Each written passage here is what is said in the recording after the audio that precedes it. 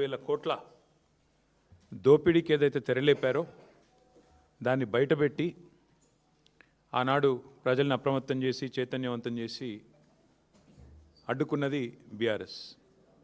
అట్లాగే లగచర్లలో గిరిజనుల మీద దాడి చేసి వారి భూములు లాక్కొని తన సొంత అల్లుడి కంపెనీ కోసం అక్కడ ఫార్మా విలేజ్ అని ఒక ప్రతిపాదన పెడితే ఆ విషయంలో కూడా ప్రజలకు అండగా నిలబడి ఆ స్కామ్ను కూడా బయటపెట్టింది బీఆర్ఎస్. తర్వాత HILTP పేరిట హైదరాబాద్ ఇండస్ట్రియల్ ల్యాండ్స్ పేరిట 5 లక్షల కోట్ల భూభాగోతాన్ని బయటపెట్టింది కూడా బీఆర్ఎస్ఏ. ముఖ్యమంత్రి గారి బావమరిది అమృత్లో చేసిన స్కామ్ని, అమృత్ కుంభకోణంలో చేసిన స్కామ్ని బయటపెట్టింది కూడా బీఆర్ఎస్ఏ. అట్లాగే మొన్న మధ్యనే సింగరేణి బొగ్గు గనుల్లో ఏ రకంగా కాంగ్రెస్ ప్రభుత్వం కుంభకోణానికి పాల్పడ్డదో ఆధారాలతో సహా, బొగ్గు గనుల్లోనే కాదు సింగరేణి కంపెనీలో అటు బొగ్గు గనులు ఇటు సోలార్ టెండర్లు అన్నిట్లో కూడా ఏ రకమైన భారీ కుంభకోణానికి తెరలేపిందో అది కూడా బయటపెట్టింది బీఆర్ఎస్ఏ. మరి గత వారం 10 రోజులుగా ముఖ్యంగా జనవరి 22, 23 తర్వాత వరుసగా ఏకబిగిన మొదలు హరీష్ రావు గారిని, తర్వాత నన్ను, ఆ తర్వాత రాజ్యసభ మాజీ సభ్యులు సంతోష్ గారిని, తర్వాత మా అధినాయకుడు కేసీఆర్ గారిని వరుసగా విచారణకు పిలిపిస్తే మాకు అప్పుడేదో అనుమానం వచ్చింది. ఇదేదో డైవర్షన్ గేమ్ బాగానే సీరియస్గానే ఆడుతున్నారు, ఎందుకు ఆడుతున్నారు, ఇంత హడావుడిగా ఎందుకు చేస్తున్నారు అని చెప్పి మాకు డౌట్ వచ్చింది. ఆ డౌట్ వచ్చిన తర్వాత మేము కూడా తవ్వడం మొదలుపెట్టాం. ఏది కవర్ చేయడానికి, ఎందుకోసం ఈ కవర్ డ్రైవ్లు, ఎక్స్ట్రా కవర్ డ్రైవ్లు అని జాగ్రత్తగా ఆలోచిస్తే దొరికింది మాకు ఒక పెద్ద ఫ్రాడు, ఒక పెద్ద ముఖ్యమంత్రి గారి బినామీ భాగోతం ఒకటి బయటపడ్డది. ఇది జనవరి 23 నాడు కేంద్ర ప్రభుత్వం అట్లాగే రాష్ట్ర ప్రభుత్వానికి సుప్రీంకోర్టు నోటీసులు ఇచ్చింది. KLSR అనే ఒక కంపెనీ, ఇన్ఫ్రాస్ట్రక్చర్ కంపెనీ, ఈ కంపెనీ ముఖ్యమంత్రి గారి బినామీ కంపెనీ. KLSR ఇన్ఫ్రా అనే కంపెనీ ముఖ్యమంత్రి గారి బినామీ కంపెనీ. నేను ఏదో ఊరికే అనట్లేదు, అది దానికి ఆధారాలతో సహా ఇప్పుడే మీకు చూపెడతాను. ఇప్పుడు నేను ఈ మాట చెప్పంగానే కొన్ని ఛానళ్ళు లైవ్ కట్ చేస్తాయి, అది కూడా నాకు తెలుసు, పర్వాలేదు. అయినప్పటికీ ఈ KLSR ఇన్ఫ్రా అనే కంపెనీ ఏదైతే ఉందో దాని భాగోతం బయటపడి సుప్రీంకోర్టు నోటీసులు ఇచ్చింది కేంద్ర ప్రభుత్వానికి, రాష్ట్ర ప్రభుత్వానికి. వెంటనే మరి ఈ దివాలా తీసిన కంపెనీ ఏదైతే ఉందో 6,000 కోట్ల రూపాయల వర్కులు వీరికి దివాలా తీసిన సమయంలోనే, స్పష్టంగా నేను చదువుతాను, మీరు వినండి. ఏం రాశారంటే, centre and Telangana get supreme court notice for KLSR Infratech's insolvency fraud. The company allegedly secured government tenders worth approximately rupees 6,000 crore during the insolvency period without the authorization of interim resolution professional. IP professional ఇది లేకుండా, అనుమతి లేకుండా 6,000 కోట్ల టెండర్లు తెచ్చుకున్నారు వీళ్ళు. మరి ఎక్కడికి వచ్చినాయి ఈ ప్రాజెక్టులను మాకు కూడా అనుమానం వచ్చింది. ఎక్కడొచ్చినాయి ఆ ప్రాజెక్టులు అంటే మొత్తం తెలంగాణ. ముఖ్యమంత్రి గారి బినామీ కంపెనీ ఎందుకన్నాను అది కూడా చెప్తాను. ఇగో ఎక్కడెక్కడ వచ్చినాయి మీకు వరుసగా చదువుతాను, ఏమేమి వచ్చినాయి కూడా మీకు చెప్తాను వరుసగా. ఇవన్నీ కూడా మీకు వివరంగా చెప్తాను, ఇవన్నీ కూడా ఆధారాలతో సహా మీ ముందు పెడతాను. ఇవాళ వాస్తవం ఏంటి అంటే, రేవంత్ రెడ్డి గారు చీఫ్ మినిస్టర్ కాదు, ఆయన బినామీ చీఫ్ మినిస్టర్ అని అందరికీ తెలుసు. ఎందుకంటే ఆయన వేరే వాళ్ళ కోసం ఇక్కడ ఆయన ఏదో అట్లా చూడడానికి అట్లా ఆయన ముంగటుంటాడు, కానీ వెనకాల ఆయన నడిపించే వాళ్ళు వేరే వాళ్ళు ఉన్నారు, అది అందరికీ తెలుసు. ఇవాళ ఆయన బినామీ చీఫ్ మినిస్టరే కాదు, బినామీ మాస్టర్ అని చెప్పి కూడా ప్రూవ్ చేసే భాగోతం ఇది. గత 2 ఏళ్లుగా, అదేవిధంగా గతంలో కూడా బ్లాక్మెయిల్ చేసి సంపాదించిన డబ్బులు, అప్పనంగా ఈయన అడ్డంగా సంపాదించిన డబ్బును ఈ బినామీ కంపెనీలోకి దొడ్డిదారిన మళ్లిస్తూ ఉన్నాడు. సీఎం సీట్లో కూర్చుని ఇవాళ తన బినామీ కంపెనీకి 1,000 కోట్ల ప్రాజెక్టులు, ఇప్పుడే నేను చెప్పిన ప్రాజెక్టుల పేర్లు కూడా చదువుతాను. ఎక్కడెక్కడ ఇచ్చారా ఆ ప్రాజెక్టులు అంటే మీరు గమనిస్తే, కొడంగల్ లిఫ్ట్ ఇరిగేషన్, మీకు చదివి వినిపిస్తాను, మొత్తం వినిపిస్తాను, మీరు వినండి, కొద్దిగా సావధానంగా వినండి. ఇది ఎట్లా బినామీ కంపెనీ అని మీరు అడగొచ్చు. ఇగో ఇది 2018 సెప్టెంబర్ 27 నాడు రేవంత్ రెడ్డి గారి మీద, ఆయన బంధువుల మీద, ఆయన దగ్గరి వారి మీద IT రైడ్స్ జరిగినాయి.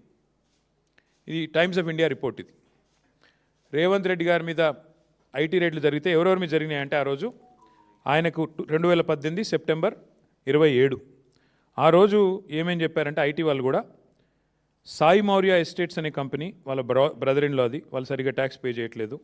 అట్లాగే IT personal suspect KLSR infratech and Max Infra India are 2 companies being used to transfer money to Bhopal Infra in the name of subcontract works. Despite having no links with Sai Maurya, KLSR is plowing money into real estate deals. ఈ KLSR infra అనే company ఎందుకు బినామీ అంటున్నా అంటే ఇదొక ఆధారం. ఐటీలో ఆనాడు IT రేడ్లోనే స్పష్టంగా వారు అనుమానం వ్యక్తం చేసి ఈ కంపెనీ బినామీ అని. ఇక రెండో ఆధారం, రేవంత్ రెడ్డి గారు తిరిగే కారు ఇది. ఆయన ఫోటో చూడండి, ఇందులో కారులో ఆయన ఉన్నాడు. ఆయన కారు నెంబరు TS07FF 0009. ఇది ఆయన ముఖ్యమంత్రి కాకముందు తిరిగిన కారు. ఈ కారు ఎవరికి రిజిస్టర్ అయింది అనుకున్నారు? ఈ కారు ఎవరికి రిజిస్టర్ అయిందయ్యా అంటే రిజిస్టర్ అయింది కేఎల్ఎస్ఆర్ ఇన్ఫ్రాటెక్ అనే కంపెనీకి. ఆయన తిరిగే సొంత కారు, ఆయన వాడే సొంత కారు. ఆ కారులో ఆయన ఫోటో కూడా ఉంటుంది చూడండి. సో అంటే దాదాపు ఇది 2.5 కోట్లు విలువ చేసే కారు, ల్యాండ్ క్రూజర్. ఆ కారు మరి కేఎల్ఎస్ఆర్ అనే కంపెనీ ఈయనకెందుకు కొనిచ్చింది అంటే ఐటీ వాళ్ళు సమాధానం చెప్పారు. ఎందుకంటే ఈయన డబ్బులు అందులోకెళ్ళి ఇళ్ళకి వస్తూ ఉన్నాయి పెద్ద ఎత్తున. ఈయనకు సంబంధించిన భూపాల్ ఇన్ఫ్రా అనే కంపెనీకి అందులోంచి కేఎల్ఎస్ఆర్ అనే కంపెనీలకు వెళ్ళి వరుసగా మరి ఇట్లా డబ్బులు పంపుతూ ఉన్నారు, రియల్ ఎస్టేట్ డీల్స్ చేస్తూ ఉన్నారు. సరే, ఇది జరిగింది. అయితే ఇప్పుడేమైంది, 2023 జూలైలో ఈ కేఎల్ఎస్ఆర్ అనే కంపెనీకి ఇంకొక కంపెనీ ASMET అనే కంపెనీకి మధ్యన గొడవ జరిగింది. గొడవ జరిగి ఇద్దరు కలిసి national company law tribunal NCLAT వాళ్ళని అప్రోచ్ అయినారు. అప్రోచ్ అయిన తర్వాత ఇప్పుడు ఆ కేసు విచారణ ప్రస్తుతం ఈ కేఎల్ఎస్ఆర్ అనే కంపెనీకి ASMET అనే కంపెనీకి మధ్యన ఇప్పుడు అక్కడ కార్పొరేట్ ఇన్సాల్వెన్సీ రెజల్యూషన్ ప్రాసెస్ అంటారు దీన్ని, దాని కింద విచారణ జరుగుతూ ఉంది. హైలైట్ ఏంటంటే 2023 నుంచి కేసు జరుగుతుంది. ఈ కంపెనీ ఎంత దుర్మార్గమైన కంపెనీ చెప్పడానికి రేవంత్ రెడ్డి గారికి ఎన్ని అపసవ్య బుద్ధులు ఉన్నాయో ఈ కంపెనీ నడిపే వారికి కూడా అన్ని అపసవ్య బుద్ధులే ఉన్నాయి. 2025 ఆగస్టు 13, అంటే పోయిన సంవత్సరం ఆగస్టు 13 నాడు జస్టిస్ శరద్ కుమార్ గారు, NCLAT జడ్జి, ఎవరైతే ఈ డిస్ప్యూట్ని ఈ కేఎల్ఎస్ఆర్ అనే కంపెనీ ఇంకో కంపెనీ మధ్యన గొడవని చూస్తున్నారో ఆయన ఏమన్నాడు, నాకు ఫోన్లో మెసేజ్ వచ్చింది. ఆ మెసేజ్లో స్పష్టంగా నన్ను అడుగుతూ ఉన్నారు, మీరు కేఎల్ఎస్ఆర్ అనే కంపెనీకి అనుకూలంగా తీర్పు ఇవ్వండి అని చెప్పి నా మీద ఒత్తిడి పెడుతున్నారు, అందుకే నేను తప్పుకుంటున్నాను అని చెప్పి జస్టిస్ శరద్ కుమార్ అనే వ్యక్తి NCLATలో ఉన్న పెద్ద ఆయన తప్పుకున్నారు. He రెక్యూజ్డ్ himself. ఇంగ్లీష్లో చెప్పాలి అంటే NCLAT judicial member alleges being approached by judge for favour recuses himself. ఒక జడ్జి గారు, ఆ మెసేజ్ ఎవరో ఆషామాషి వ్యక్తులు పంపలేదు, ఒక జడ్జి గారు పంపారు. కాబట్టి ఈ ఒత్తిడి నేను తట్టుకోలేను అని చెప్పి ఈ జస్టిస్ శరద్ కుమార్ గారు NCLAT నుంచి తప్పుకున్న వార్త. ఇది కూడా అన్ని పత్రికల్లో వచ్చింది. ద హిందూ అనే పత్రికల్లో ఇది వచ్చింది. తర్వాత ఈయన తప్పుకున్నారు. ఇది ఎవరు ఒత్తిడి తెచ్చారు? 25 ఆగస్ట్, అంటే ఈ కంపెనీకి ఇంత పవర్ఫుల్గా అండగా నిలబడి మెసేజ్లు పంపించే శక్తి ఉన్న వాళ్ళు ఎవరు ఈ దేశంలో, ఈ రాష్ట్రంలో? మీకు తెలుసు, నాకు తెలుసు. ఎవరి కారు అయితే వారు వాడుకున్నారో ఇక ఆ వ్యక్తి ముఖ్యమంత్రి రేవంత్ రెడ్డి గారు. మరి ఆయన ద్వారా మరి ఎవరో వీరికి మెసేజ్ పంపి వీరిని ప్రలోభ పెట్టే ప్రయత్నం చేస్తే వెంటనే ఆ జడ్జి గారు కూడా తప్పుకున్నారు. అట్లాగే ఇందాక నేను చెప్పాను మీకు, ఈ కంపెనీ బినామీ కంపెనీ, ఈ కంపెనీలో బినామీ పెట్టుబడులు ఉన్నాయి రేవంత్ రెడ్డివి అని నేను చెప్పడం కాదు. 2018లోనే ఐటీ ఆ రోజు రేడ్ చేసినప్పుడే చాలా స్పష్టంగా చెప్పింది. అసలు ఏ లింకులు లేవు వీళ్ళ సాయి మౌర్య అనే కంపెనీ రేవంత్ రెడ్డి గారి కుటుంబానికి సంబంధించిన రియల్ ఎస్టేట్ కంపెనీకి. మరి లేకపోయినప్పటికీ రియల్ ఎస్టేట్ డీల్స్లోకి ఈ కంపెనీ ఎందుకు డబ్బులు పెడుతోంది అంటే కేఎల్ఎస్ఆర్ అనే కంపెనీ ద్వారా సాయి మౌర్య అనే కంపెనీలోకి డబ్బులు పంపి దాని నుంచి భూములు కొని దానిలో లాభాలు ఆర్జించే పని భూపాల్ ఇన్ఫ్రా అనే కంపెనీ. సాయి మౌర్య, భూపాల్ అంటే అది కూడా రేవంత్ రెడ్డి గారి కుటుంబీకులకు సంబంధించిన కంపెనీ. దానికి కేఎల్ఎస్ఆర్ఏ మెయిన్ సూత్రధారి, కేంద్ర బిందువు.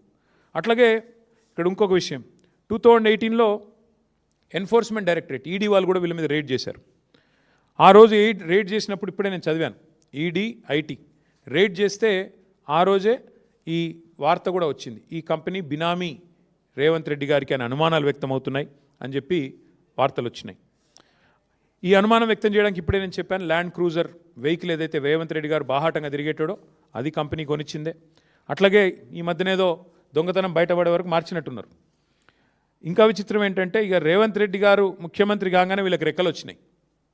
బినామీ అని చెప్పడానికి ఎందుకు చెప్తున్నా అంటే రేవంత్ ముఖ్యమంత్రి కాగానే ఇక వాళ్ళ ప్రాజెక్టులు వాళ్ళ కంపెనీ వెబ్సైట్ నుంచి తీసుకున్నాం. ఏమంటారు వీళ్ళు, మాకు ఈ మధ్య కాలంలోనే పెద్ద ఎత్తున 6,000 కోట్ల ప్రాజెక్టులు వచ్చినాయి, అమృత్ స్కీమ్ వచ్చింది, జల్ జీవన్ మిషన్ వచ్చింది, యంగ్ ఇండియా రెసిడెన్షియల్ స్కూల్స్ మొత్తం కలిపి 6,000 కోట్ల రూపాయల వర్క్స్ మాకు వచ్చినాయని చెప్పి, యంగ్ ఇండియా అంటే మన ప్రభుత్వం తీసుకున్న స్కీము, జల్ జీవన్ ముఖ్యమంత్రి గారి కింద అమృత్ స్కీమ్ ఉంది, అన్నిట్లో కూడా 6,000 కోట్ల వర్కులు. నేను చదువుతాను ఎక్కడెక్కడ వచ్చినాయో కూడా చెప్తాను మీకు. ప్రశ్న ఏమంటే ఇక్కడ చూడండి మీరు, మెదక్లో R&Bలో వర్క్ ఇదంతా, ఇది ఎంతమ్మా క్వాంటమ్, ఇది దాదాపు 116 కోట్లు. ఇక్కడ ఒకటి, తర్వాత మీరు గమనిస్తే ఇది మెదక్లోనే ఇంకొకటి improvements to Shad Nagar Parigi road, ఇదొక 135 కోట్లు. తర్వాత construction of lift irrigation scheme, ఇది ఎక్కడ, మోతే సూర్యాపేట, ఇది 1910 కోట్లు KLSR ఇన్ఫ్రాటెక్. తర్వాత Rajiv Gandhi lift irrigation scheme, ఇది ఎక్కడ, గణపవరం కోదాడ, ఇది కూడా మరి ఇది కూడా 320 కోట్లు. ఇంకొకటి establishment of new college of veterinary science in Kodangal, ముఖ్యమంత్రి గారి బినామీ కంపెనీ కొడంగల్లో రావాలి కదా, రాకపోతే ఎట్లా, ఇక 145 కోట్లు కొడంగల్. ఆ తర్వాత ఇంకొకటి HMWS ముఖ్యమంత్రి గారి డిపార్ట్మెంటు మిషన్ భగీరథలో KLSRకి 168 కోట్ల వర్కులు మళ్ళీ. అంటే ఈ రకంగా మొత్తం అమృత్లో, యంగ్ ఇండియాలో, రోడ్లల్లో, జల్ జీవన్లో రకరకాలుగా 6,000 కోట్ల వర్కులు ఇక్కడ ఇచ్చారు. ఎవరికి, ఈ KLSR అనే కంపెనీ. అయితే ఇక్కడ ఇష్యూ ఏంటి అంటే ఈ కంపెనీ 2029 నుంచే దివాలా తీసింది, ఆ ప్రొసీడింగ్ స్టార్ట్ అయిందని ఇప్పుడే నేను చెప్పాను మీకు.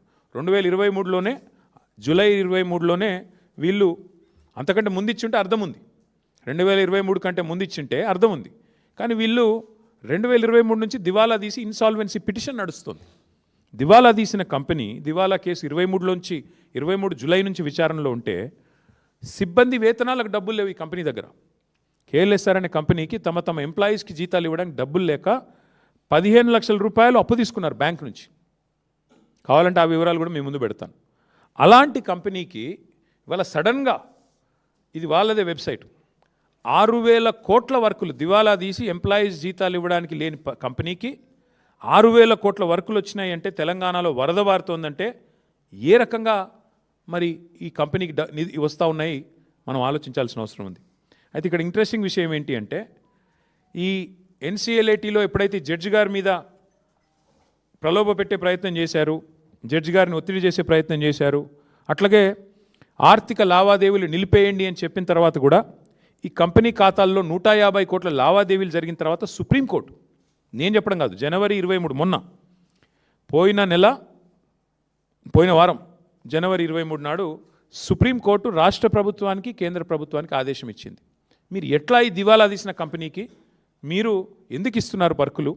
సుప్రీంకోర్టు NCLATలో ఇంత సీరియస్ విచారణ జరుగుతుంటే, కంపెనీ దివాలా తీసిందని వాళ్ళే చెప్తుంటే, ఎంప్లాయీస్ జీతాలకే డబ్బులు లేక 15 లక్షల రూపాయలు వాళ్ళు లోన్లు తీసుకుంటుంటే ఎందుకు ఈ కంపెనీకి మీరు ఇంత పెద్ద ఎత్తున సపోర్ట్ చేస్తున్నారు అంటూ మరి సుప్రీంకోర్టు విచారణకు ఆదేశించింది.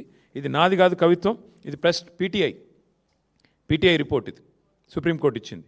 సో ఇవాళ ఎందుకు ఈ హడావుడి గత వారం రోజులు జరిగింది అంటే దానికి ఇప్పుడైనా మీకు ఆన్సర్ దొరికిందని నేను అనుకుంటా ఉన్నా. ఎందుకు అంటే తన బినామీ భాగోతం, తన బినామీ యొక్క కుంభకోణం, 6,000 కోట్ల వర్కులు ఏదైతే ఈ రాష్ట్ర ప్రభుత్వం KLSR అనే కంపెనీకి, ముఖ్యమంత్రి గారి బినామీ కంపెనీకి ఇచ్చిందో దాన్ని బయట పెట్టక తప్పని పరిస్థితి. ఇప్పుడు సుప్రీంకోర్టు చెప్పిన తర్వాత రాష్ట్రము కేంద్రం విచారించాల్సిందే, కాబట్టి తప్పని పరిస్థితి. ఇవాళ వాస్తవం ఏంటి అంటే సుప్రీంకోర్టు ఇంకొక మాట కూడా చెప్పింది, CBI or SFIO serious fraud investigation agency or ED, ఈ 3 ఏజెన్సీల ద్వారా వెంటనే విచారణ జరిపించండి. నేను చదువుతాను, ఒకసారి వినండి. The supreme court on January 23rd sought responses of the Center, Telangana, CBI, ED and SFIO on a plea seeking an independent probe into multi-crore corporate fraud involving alleged collusion of state authorities and a high-ranking member of the judiciary. This is a PTI report, not mine.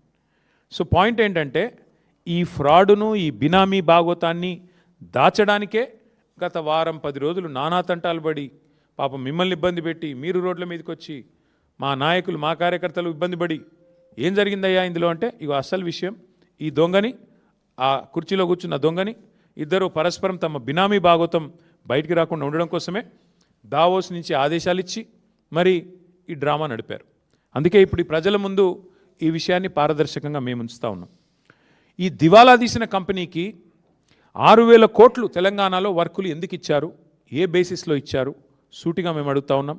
వెంటనే ప్రభుత్వం సమాధానం చెప్పాలని చెప్పి కూడా మేము demand చేస్తూ ఉన్నాం.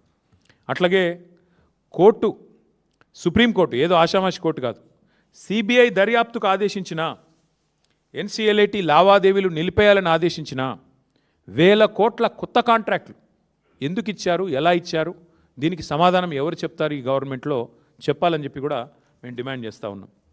అసలు వాస్తవం ఏంటంటే ముఖ్యమంత్రి గారు చెప్పాలా,